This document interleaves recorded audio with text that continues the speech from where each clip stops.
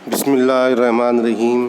शुरू अल्लाह के नाम से जो बड़ा मेहरबान निहायत रहम करने वाला है। अज़ीज़ तलबा व तालिबात, इस उर्दू ऑनलाइन तदरीस में आप तमाम का खैर मकदम है। आपकी दरसी किताब का सबक नंबर 12, जिसका उन्वान है ओवरकोट और जिसके मुसन्निफ़ है ग़ुलाम अब्बास। इसके 4 हिस्से हम पढ़ चुके हैं। आज इंशाअल्लाह हिस्सा पंजुम यानी कि 5वां पार्ट और सबक का आखिरी पार्ट है ये, इसका मुताला करने जा रहे हैं। तो आइए बिना किसी ताख़ीर के सबक का मुताला शुरू करते हैं। प्यारे बच्चों, इससे पहले की गुज़िश्ता वीडियो में हमने पढ़ा था कि वो नौजवान सड़क पार करते हुए उसको एक ईंटों से भरी हुई ट्रक कुचल देती है और फिर उसे एक बड़े अस्पताल में ले जाया जाता है, जहाँ पर जो नर्सें मिस शहनाज और मिस गुल वो उसका उसका इलाज करते हैं। अब उसके आगे देखते हैं कि ऑपरेशन रूम में स्टंट सर्जन और नर्सें चेहरों पर जर्राही के नकाब चढ़ाए हुए, जिन्होंने उनकी आंखों से नीचे के सारे हिस्से को छुपा रखा था, उसकी देखभाल में मसरूफ़ थे। उसे संगमरमर की मेज़ पर लेटा दिया गया। उसने सर में जो तेज़ खुशबूदार तेल डाल रखा था, उसकी कुछ महक अभी तक बाकी थी। पट्टियाँ अभी तक जमी हुई थी। हादसे से उसकी दोनों टांगें तो टूट चुकी थी, मगर सर की मांग नहीं बिगड़ने पाई थी। तो उसे ऑपरेशन थिएटर में ले जाया गया और वहाँ पर जो सर्जन नर्सें थी तो उनके चेहरों पर जुर्राही के नकाब चढ़ाए हुए थे। जुर्राही यानी ऑपरेशन करते वक्त जो नकाब पहनते हैं, जो किट पहनी जाती है, वो उनके चेहरे पर लगाई हुई थी, जिसने सिर्फ उनकी आंखें खुली थी और बाकी सब उसके नीचे का हिस्सा छुपा हुआ था। तो वो दोनों उसकी देखभाल में मसरूफ़ थी। उसे संगमरमर की मेज़ पर लिटा दिया गया और उसने जो सर में तेज़ खुशबूदार तेल डाल रखा था, उसकी कुछ महक अभी तक बाकी थी और उसके सर की जो बाल थे, पट्टियाँ बनी अभी तक जमी हुई थी। हादसे में उसकी दोनों टांगें तो टूट चुकी थी, मगर सर की मांग नहीं बिगड़ पाई थी। अब उसके कपड़े उतारे जा रहे थे। सबसे पहले सफ़ेद सिल्क का ग्लूबंद उसके गले से उतारा गया।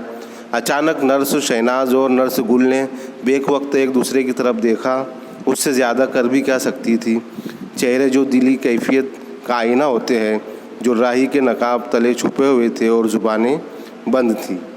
तो उसके बाद फिर उसके कपड़े उतारे जा रहे थे।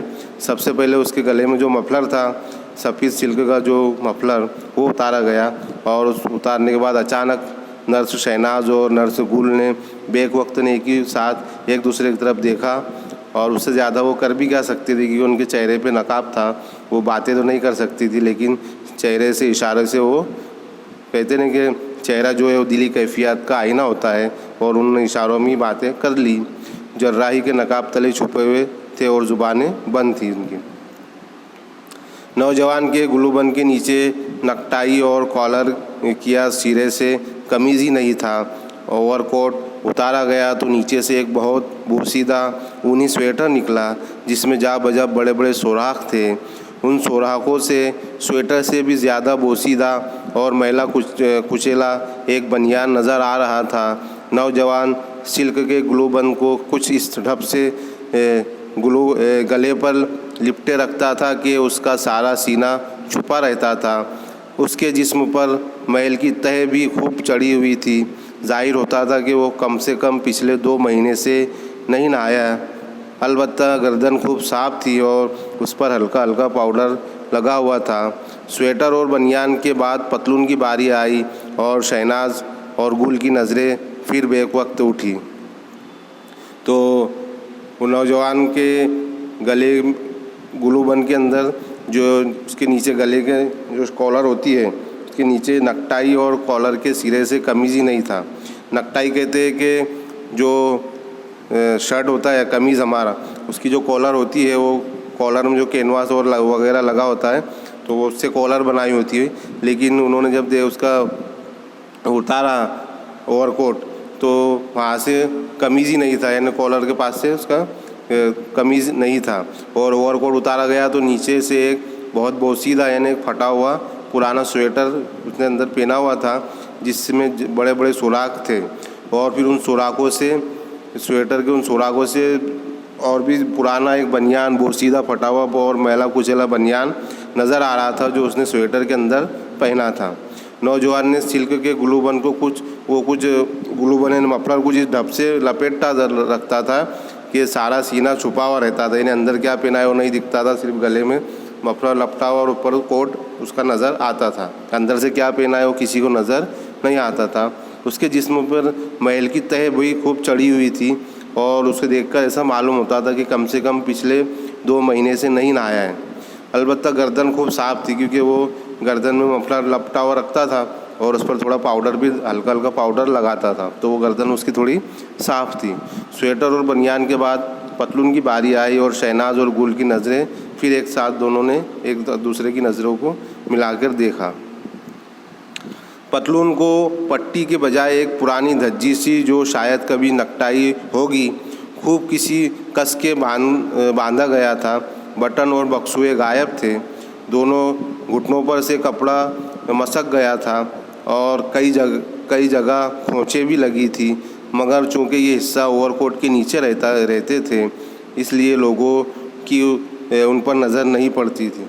तो उसकी पतलून की पट्टी जो थी, जब उसकी पतलून उतारना गए तो उसकी पट्टी जो थी, जब बेल्ट लगाया जाता है तो एकदम पुरानी सी थी और वहाँ पर एक डोरी, एक रस्सी बहुत कस के बांधी हुई थी। बेल्ट की जगह एक बोलते ना कि कपड़े की पट्टी बांधी हुई थी कस के, और उसमें बटन भी नहीं था और बटन लगाने का उसका बक्सुए भी गायब थे और दोनों घुटनों के ऊपर उसका जो कपड़ा था वो मसक गया था, यानी एकदम ही कमज़ोर हो गया था वहाँ का कपड़ा और कई जगह खोचे भी लगी हुई थी।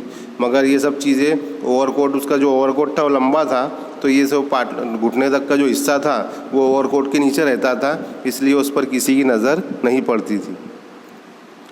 अब बूट और जराबों की बारी आई और एक मर्तबा फिर मिस शहनाज और मिस गुल की आंखें चार हो गई। बूट तो पुराने होने के बावजूद खूब चमक रहे थे, मगर एक पाँव की जुराब दूसरे पाँव की जुराब से बिल्कुल मुख्तलिफ थी। फिर दोनों जुराबें फटी हुई भी थी, इस कदर कि उनमें से नौजवान की मैली मैली एड़ियाँ नज़र आ रही थी। बिलाशुबा उस वक्त तक वो दम तोड़ चुका था। उसका जिस्म संगमरमर की मेज़ पर बेजान पड़ा था। उसका चेहरा जो पहले छत की सिमत था, कपड़े उतारने में दीवार की तरफ मुड़ गया था और मालूम होता था कि जिस्म और उसके साथ रूह की इस बरहंगी ने उसे खुजल कर दिया है और वो अपने हम जिनसों से आके चुरा रहा है। अब पतलून के बाद बूट और जराबों की बारी आई उतारने की, तो एक बार फिर मिस शहनाज और मिस गुल की आंखें चार हो गई।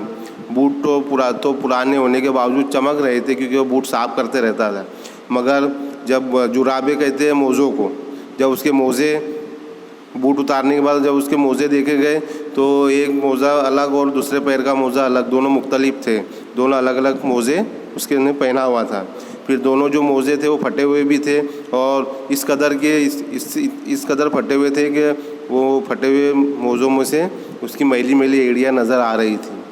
बिलाशुबा उस वक्त वो दम तोड़ चुका था और उसका जिस्म संगमरमर की मेज़ पर बेजान पड़ा था।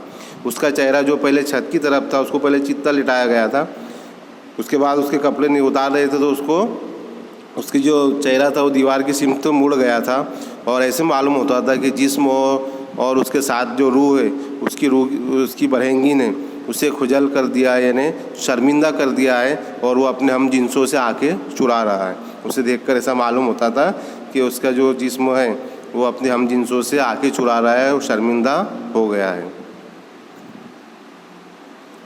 उसके ओवरकोट की मुख्तलिफ जेबों से जो चीज़ें बरामद हुई थी वो ये थी, उसने जो ओवरकोट पहना था उसके अंदर बहुत सी सब चीज़ें थी। वो क्या क्या चीज़ें उसके ओवरकोट से बरामद हुई वो इसमें बताया गया है कि एक छोटी सी सियाह कंघी, एक रुमाल, 6.5 आने, एक बुझा हुआ आधा सिगरेट, एक छोटी सी डायरी जिसमें लोगों के नाम और पते लिखे थे, नए ग्रामोफोन रिकॉर्डरों की एक माहाना फहरिस्त और कुछ इश्तिहार। वो मटरगश्त के दौरान में इश्तिहार बांटने वालों ने उसके हाथ में थमा दिए थे और उसने उन्हें ओवरकोट की जेब में डाल दिया था। अफसोस कि उसकी बेत की छड़ी जो हादसे के दौरान में कहीं खो गई थी इस फहरिस्त में शामिल ना थी। तो उसका जो ओवरकोट उतारा गया तो उसमें क्या क्या चीज़ें निकली, तो उसमें एक छोटी सी सियाह काले रंग की कंघी थी, एक रुमाल था, 6.5 आने थे, एक बुझा हुआ आधा सिगरेट भी था, एक छोटी सी डायरी थी जिसमें वो लोगों के नाम और पते लिखता था, और नए ग्रामोफोन रिकॉर्डों की जो महीने में जो ग्रामोफोन की जो रिकॉर्ड होती थी गीत, उसकी फहरिस्त भी थी, और कुछ इश्तिहारात भी थे। इश्तिहारात जो पर्चे पंपलेट बांटते ना, क्योंकि सड़क पर हम अक्सर जाओ तो लोग इश्तिहारात और पंपलेट बांटते हैं, तो वो उसी तरह के पंपलेट वो जब मटर गश्त करता था आवारागर्द, तो बांटने वालों ने वो पंपलेट उसके हाथ में थमा दिए थे, तो वो लेकर अपने जो ओवरकोट की जेब में उसे डाल दिया करता था। और अफसोस के उसकी जो बेत की छड़ी थी, उसके पास एक जो लकड़ी थी छड़ी, वो हादसे के दौरान कहीं खो गई थी, वो इस फहरिस्त में शामिल ना थी। तो तलबा अज़ीज़, यहाँ पर यह हमारा सबक ओवरकोट मुकम्मल होता है। अब नए सबक के साथ नई वीडियो में हाजिर होंगे। अल्लाह हाफिज़।